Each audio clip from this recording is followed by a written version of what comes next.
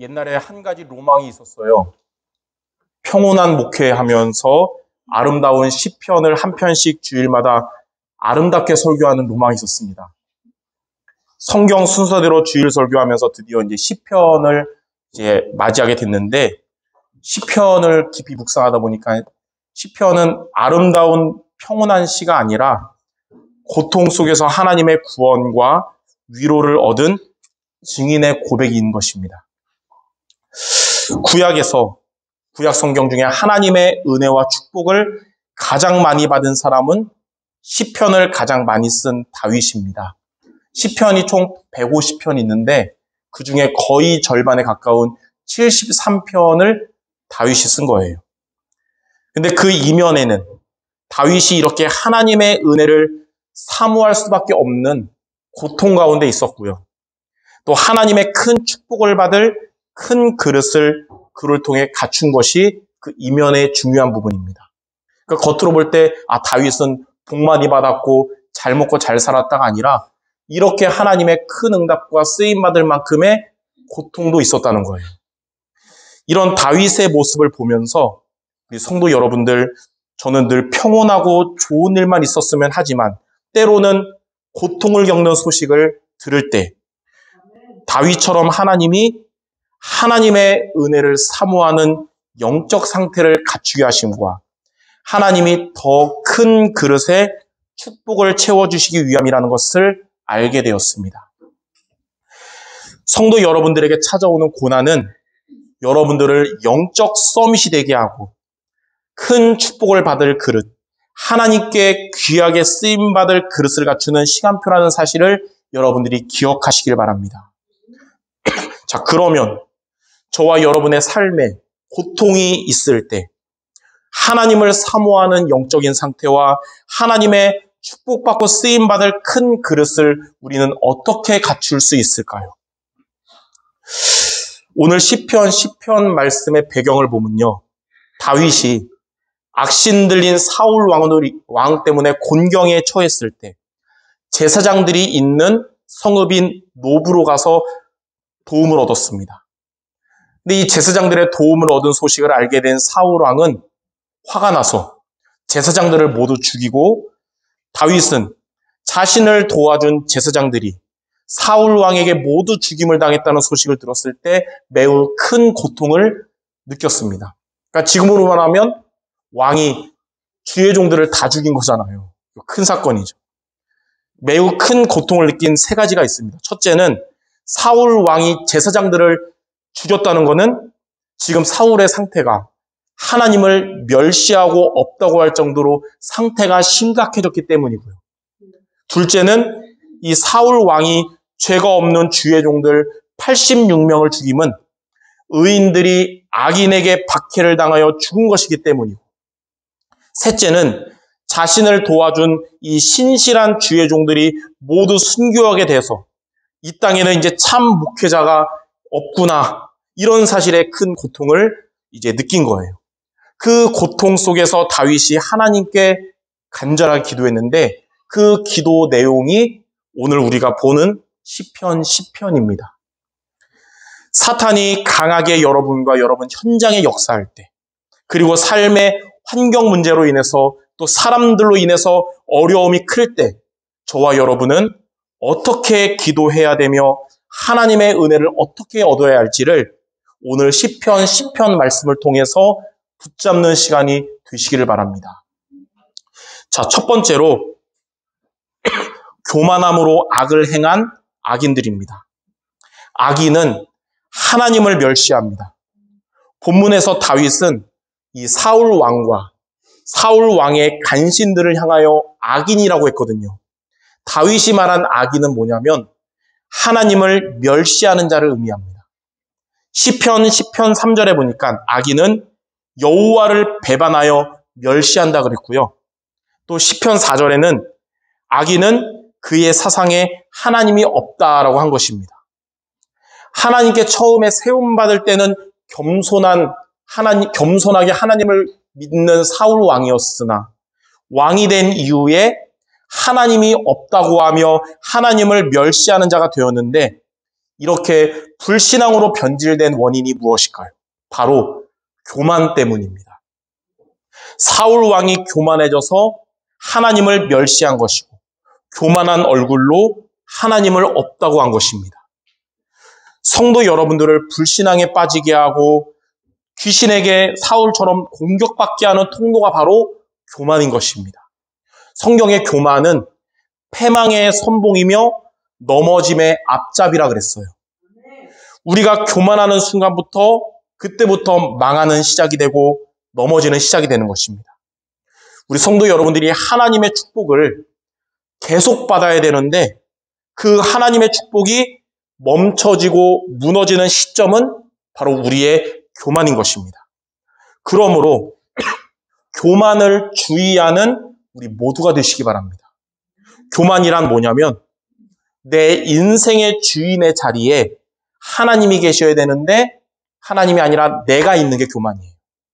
하나님 중심이 아니라 나 중심이 되고 그로 인해서 육신 중심, 돈 중심, 성공 중심의 사람이 되는 것입니다. 그래서 하나님이 인생의 주인 되는 게 바로 겸손이고 내가 인생의 주인 되는 게 교만인 것입니다. 이렇게 교만한 마음과 불신앙의 행동을 하는 자를 가리켜서 시편 10편에서는 악인이라고 한 것이에요. 두 번째로 악인은 하나님의 사람을 박해합니다.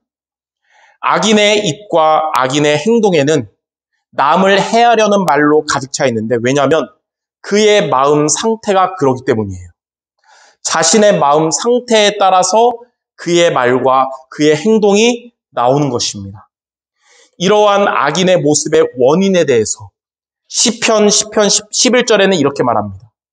그가 그의 마음에 이르기를 하나님이 잊으셨고 그의 얼굴을 가리셨으니 영원히 보지 아니하시리라 하나이다. 하나님을 향한 불신앙과 교만이 악한 마음 상태, 또 악한 말, 악한 행동을 가져오는 것입니다. 사무엘상 22장에 보면 악신 들린 사울 왕이 다윗을 죽이려고 했고 다윗은 왕궁에서 이제 죽음 당하면 안 되니까 도망 나와서 대제사장 아히멜렉이 있는 성소로 찾아왔습니다. 다윗은 이렇게 환난을 맞이할 때 가장 먼저 어디를 갔냐면 하나님의 집을 찾아온 거예요. 여러분 어려움이 있을수록 더욱 예배의 자리를 사모하기 바랍니다.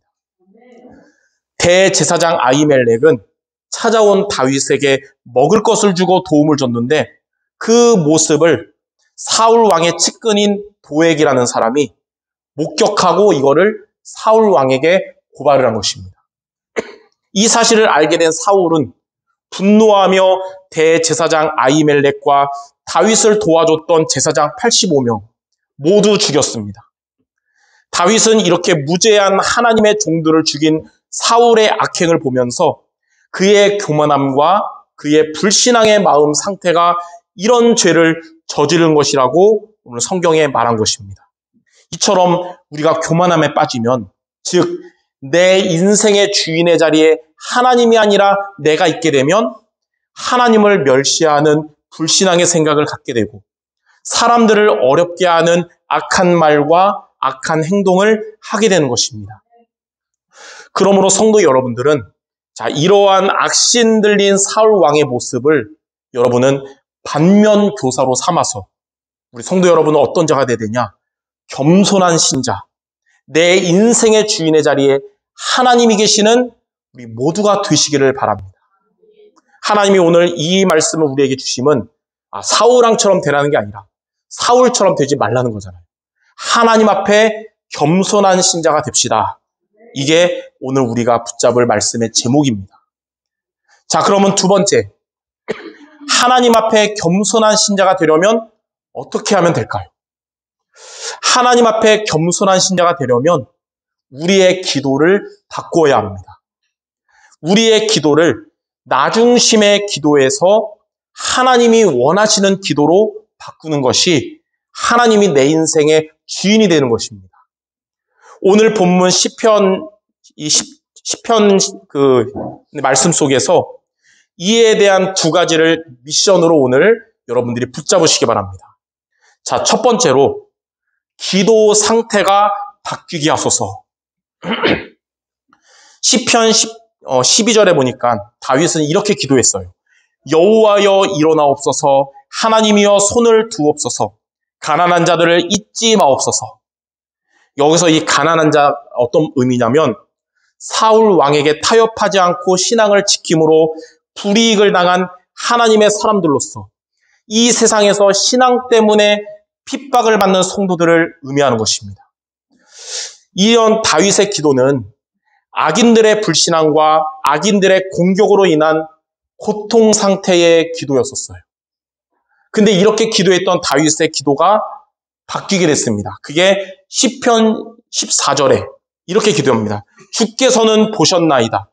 주는 재앙과 원한을 감찰하시고 주의 손으로 갚으려 하시오니 외로운 자가 주를 의지하나이다. 다윗은 하나님께서 그러한 악인들의 모습을 다 알고 계시고 또 하나님을 의지하는 성도들의 모습도 다 알고 계심에 대해서 확신 상태의 기도로 바뀌었습니다.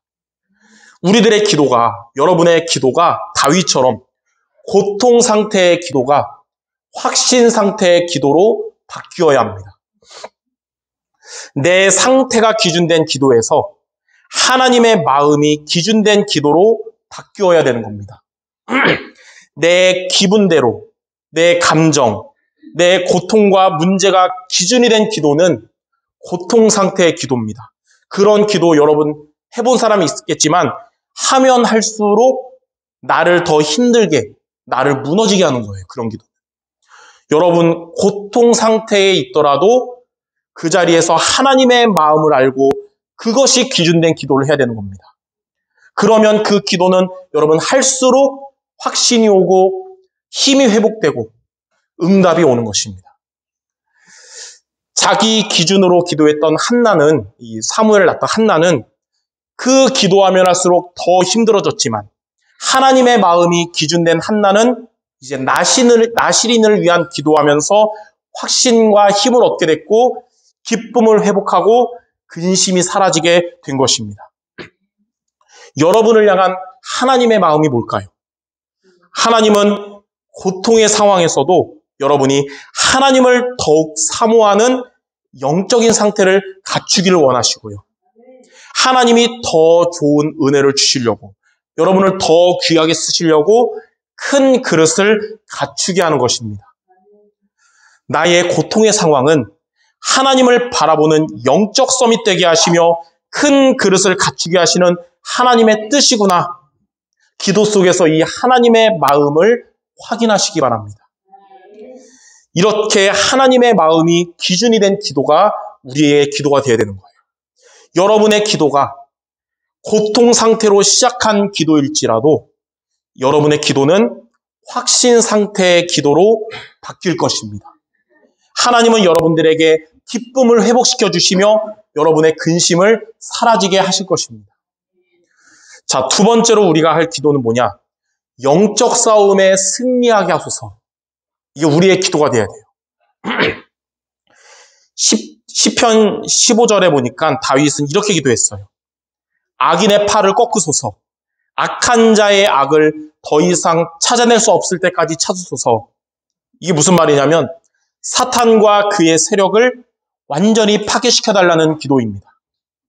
사탄의 세력이 강해 보일 때 사탄이 견고하게 승리하는 것처럼 보일 수 있습니다. 그러나 사탄은 이미 그리스도 앞에 머리가 깨어졌고 우리 여러분들에게는 사탄의 권세를 이기는 예수 권세가 있는 것이 분명한 사실입니다. 다윗은 고통 속에서 기도하다가 중요한 영적 사실 한 가지를 깨달았어요. 큰 권력자 사울의 배경은 사탄이지만 고통 속에 있는 나의 배경은 그리스도구나. 사탄의 머리를 깨뜨리신 그리스도구나. 이걸 깨달은 거예요. 그래서 다윗은 그 자리에서 기도를 바꿨습니다. 하나님께 내 힘든 것을 토로하는 기도, 하나님을 원망하는 기도에서 사탄의 권세를 깨뜨리신 그리스도를 의지하는 기도와 그리스도의 이름으로 악인을 컨트롤하는 사탄을 꺾는 기도로 바꾼 것입니다. 성도 여러분도 다윗처럼 이렇게 기도를 바꾸시기 바랍니다. 내 힘든 것을 토로하면서 원망하는 기도가 아니라 참 왕 대신 그리스도를 붙잡고 의지하는 기도와 그리스도의 이름으로 흑암 권세를 꺾는 기도하시기를 바랍니다. 이것을 여러분이 시작할 때부터 여러분은 영적 싸움 승리하는 것입니다. 싸움의 대상을 잘못 알고 기도하는 것, 육신적인 싸움의 대상으로 알며 기도하는 것은 답답한 기도입니다. 그러나 싸움의 대상을 바로 알고 기도하는 것은 힘이 회복되고 시원한 기도입니다. 마귀를 대적하면 너희를 피하리라 그랬어요. 마귀를 꺾는 비밀이 뭐냐면 마귀를 피하는 게 아니라 싸우는 겁니다. 마귀는 여러분들의 뒷모습을 보면 공격하려고 하지만 여러분의 앞모습을 보면 두려워하며 결박됩니다. 여러분이 마귀를 피하려고 하면 마귀는 더 공격하는데 마귀를 대적할 때 마귀는 피하는 것입니다. 그러므로 여러분 마귀를 피하지 말고 대적하시기 바랍니다. 얼마 전에 이 동물의 왕국을 봤어요. 초원에서 아프리카 물소인 버팔로가 사자를 만났습니다. 그러니까 사자 보기에는 얼마나 맛있어 보이겠어요, 소고기. 근데 버팔로는 이 날카롭고 강한 뿔이 있어서 맞서니까 사자가 뒤로 물러섰습니다. 그러나 버팔로가 이게 도망가려고 뒤돌아서 도망가니까 사자가 더 빠르잖아요. 사자가 도망가는 버팔로에 쫓아가서 목을 움켜잡은 거예요. 보니까 끝까지 맞서 싸운 버팔로는 살아남았는데 도망을 택한 버팔로는 사자에게 죽임을 당한 겁니다. 그러니까 사자의 먹이가 된 버팔로는 맞서 싸운 버팔로가 먹이 된 적은 없어요. 도망가다가 먹이 된 겁니다. 영적 싸움도 이거랑 같습니다. 마귀는 이런 우는 사자같이 우리를 삼키려고 합니다. 우리가 성령의 검, 곧 하나님의 말씀을 가지고 대적하면 마귀는 피하는데 불신앙하며 도망가면 그게 해결되는 길이 아니고 마귀에게 공격받게 되는 거예요. 그러므로 여러분 영적 싸움 피해야 될까요? 싸워 이겨야 될까요? 싸워 이기시기 바랍니다. 이게 여러분의 두 번째 기도가 되는 거예요. 이렇게 영적 싸움에 도전하는 기도로 여러분의 영적 싸움 승리할 때 우리 성도 여러분들의 고통은 평안으로 바뀌게 될 것이고 여러분의 염려는 사라지게 될 것입니다. 강한 자가 결박될 때 빼앗긴 것들을 회복하게 될 것입니다. 하나님 앞에 겸손한 신자가 되려면 이렇게 저와 여러분의 기도를 바꿔야 되는 것입니다. 내 기준의 고통 상태의 기도를 하나님 기준의 확신 상태의 기도로 바꾸고 영적인 싸움을 피하지 말고 도전하는 기도하시기를 바랍니다. 자, 그러면 세 번째로 이렇게 우리가 두 가지 미션을 가지고 하나님 앞에 겸손한 신자가 되면 어떻게 될까요? 첫 번째 성경에 보니까 그때 하나님은 여러분의 기도를 들으십니다. 시편 17절에 보니까 여호와여 주는 겸손한 자의 소원을 들으셨사오니 그들의 마음을 준비하시며 귀를 기울여 들으시고 그랬어요. 하나님은 하나님 앞에 이렇게 겸손한 자의 기도를 들으시는데 그들의 마음을 준비하신다 그랬잖아요. 그게 뭐냐면 하나님이 여러분의 마음에 영적인 평안함을 주신다는 거예요. 그리고 여러분의 기도에 귀를 기울여 들으실 것입니다. 어떤 신학자가 이렇게 말했어요. 마음이 낮아질수록 기도는 더 높이 하나님께 올라간다. 겸손한 자의 기도는 하나님이 아주 잘 들으십니다. 나중심의 교만한 기도는 하나님께 잘 안 들리는데 하나님 중심의 겸손한 기도는 하나님께서 아주 하나님께 잘 들릴 거예요. 이번 주 여러분 이 두 가지 미션을 가지고 기도하는 여러분의 기도 하나님이 아주 잘 들으실 줄 믿습니다. 미국의 전도자 무디는 이렇게 말했습니다. 하나님께는 두 개의 보좌가 있다 그랬어요. 하나는 가장 높은 하늘에 있고요, 보좌가. 두 번째는 가장 낮은 마음에 있다 그랬어요. 겸손한 마음으로 드리는 기도의 자리에 하나님은 함께 하시며 보좌의 축복이 여러분 안에 임하게 될 것입니다. 이렇게 여러분의 확신 상태의 기도와 영적 싸움하는 기도를 하나님은 아주 잘 들으실 줄 믿습니다. 자, 두 번째. 하나님께서 여러분들에게 은혜를 베풀어 주실 것입니다. 18절에 보니까 고아와 압제당하는 자를 위하여 심판하사 세상에 속한 자가 다시는 위협하지 못하게 하시리로다. 하나님은 사탄과 그의 세력들이 여러분들을 위협하지 못하게, 악한 자가 여러분을 만지지도 못하게 하실 것입니다. 하나님은 하나님 앞에 겸손한 기도하는 여러분들에게 믿음과 은혜를 베풀어 주십니다. 그러니까 하나님은 여러분에게 은혜 받는 통로인 믿음도 주시고 또 그 믿음에 따라서 은혜도 주시는 거예요. 하나님이 이렇게 우리에게 좋은 것을 다 주십니다. 그러니까 하나님이 여러분에게 좋은 것만 주기를 원하시는 거예요. 야고보서 4장 6절에 보니까 하나님의 교만한 자를 물리치시고 겸손한 자에게 은혜를 주신다 그랬습니다.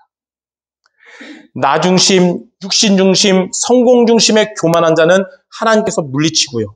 그러나 하나님 중심의 겸손한 자에게 하나님은 더 좋은 것을 다 주시는 은혜를 주시는 겁니다. 그러므로 하나님께서 여러분의 기도를 다 들으시고 여러분에게 가장 좋은 은혜를 항상 주시도록 이번 주 우리 하나님 앞에 겸손한 신자 모두 되시기를 주님의 이름으로 축원합니다. 자, 결론입니다. 다윗과 같은 이런 겸손한 성도에 대한 성경 구절 두 구절을 우리가 붙잡아야겠습니다. 겸손한 다윗에 관한 두 가지 성경 구절. 첫째는 사무엘상 16장 7절입니다. 하나님이 다윗을 첫 보고 이렇게 말씀하신 거예요. 사람은 외모를 보거니와 나 여호와는 중심을 보느니라. 사울 왕은 외모가 뛰어났고요. 키도 엄청 컸어요. 보통 남자 어른의 목 하나가 더 있으니까 얼마나 멋있겠어요. 키도 크고. 그러나 그의 중심이 교만함이었어요. 그래서 아무리 멋있어도 교만한 사울 왕은 하나님께 버림받은 거예요. 그러나 다윗은 그의 중심이 겸손했기 때문에 하나님 중심이었기 때문에 하나님께 세움받았고 끝까지 하나님께 쓰임받은 겁니다. 여러분 이거 보면서 오해할 수 있어요. 그럼 다윗은 사울처럼 멋있지 않고 못생겼나 그러는데 성경에 다윗도 아주 멋있는 사람이래요. 아무리 멋있어도 겸손한 자가 되어야 되는 겁니다. 하나님은 이렇게 여러분의 중심을 보실 것입니다. 그래서 여러분 나 중심 되지 말고 누구 중심 되라? 하나님 중심 되시기 바랍니다. 자, 두 번째 성경 구절. 작년 우리 교회 언약이었던 사도행전 13장 22절입니다. 하나님이 이렇게 말씀했어요. 내가 이새의 아들 다윗을 만나니 내 마음에 맞는 사람이라. 내 뜻을 다 이루리라. 다윗은 이렇게 하나님의 마음에 맞는 사람이었습니다. 하나님은 다윗을 통하여 하나님의 뜻을 이루셨습니다. 다윗처럼 여러분들 하나님 앞에 겸손한 성도들이 되시기 바랍니다. 여러분은 하나님의 마음에 맞는 자요 하나님의 뜻을 이룰 자가 될 것입니다. 이처럼 하나님 앞에 겸손한 성도가 되도록 또 여러분 인생의 주인이 내가 아니라 하나님이 되도록 나 중심이 아니고 하나님 중심 되기를 주님의 이름으로 축원합니다. 우리 마지막으로 우리 옆 사람에게 오늘 말씀 한 문장 축복의 말하고 말씀 마치겠습니다. 옆 사람에게 이렇게 얘기해 바랍니다. 하나님 앞에 겸손한 성도가 됩시다. 하나님 앞에 겸손한 성도가 됩시다. 아멘. 하나님이 기뻐하시며 축복하실 줄 믿습니다. 기도하겠습니다. 하나님 아버지, 교만한 성도는 사탄에게 공격받는 통로가 되지만 겸손한 성도가 하나님의 축복을 받는 통로가 되기에 하나님 앞에 겸손한 우리 성도들 모두가 되게 하여 주시옵소서. 이를 위하여 하나님의 마음을 알고 붙잡는 확신 상태에 기도하게 하시며 영적 싸움에 승리하는 기도하는 우리가 되게 하여 주옵소서. 하나님의 은혜와 응답받는 우리 모든 성도들 되실 줄 믿사오며 예수 그리스도 이름으로 기도드립니다. 아멘.